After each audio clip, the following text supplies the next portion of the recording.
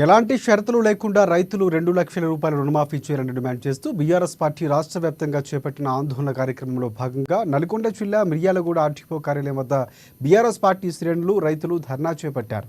రైతుల 2 లక్షల రూపాయల రుణమాఫీ విషయంలో రాష్ట్ర ప్రభుత్వం పూర్తిగా విఫలమైందని మాజీ ఎమ్మెల్యే నల్లమోతు భాస్కర్ రావు అన్నారు.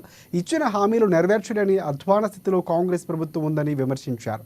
అసత్య ప్రచారాలు, అబద్ధపు మాటలతో కాలం వెళ్లదీస్తున్న కాంగ్రెస్ ప్రభుత్వానికి ఇక కాలం చెల్లిందని భాస్కర్ రావు అన్నారు. మీరు నిర్ణయం తీసుకొని మాట్లాడండి. ఒకసారి కోమటిరెడ్డి మాట్లాడతాడు, ఏం మాట్లాడతాడో వాళ్ళకి తెలియదు. ఇక్కడ ఉత్తమ్ కుమార్ అని మాట్లాడతాడు, ఏం మాట్లాడతాడు. బట్టి ఇక్కడ మాట్లాడతాడు, ఏం మాట్లాడతాడు తెలియదు. అక్కడ పొంగులేటి శ్రీనివాస్ రెడ్డి మాట్లాడతాడు, ఆయన ఏం మాట్లాడతాడు తెలియదు. అక్కడ పోతే మన తుమ్మల నాగేశ్వరరావు మాట్లాడతాడు, ఆయన ఏం మాట్లాడతాడు తెలియదు. ఇక్కడ మన పొన్నం ప్రభాకర్ ఆయన శాఖ మంత్రి, రవాణా శాఖ మంత్రి, వాడికి రైతులతో సంబంధమే లేదు. వాడు మాట్లాడతాడు, ఎవరు పడితే వాడు మాట్లాడుతున్నాడు. అసలు ఏం మాట్లాడాలో తెలియదు. ఒకడేమో ఇవాళ పొద్దున ఒక మాట మాట్లాడతాడు.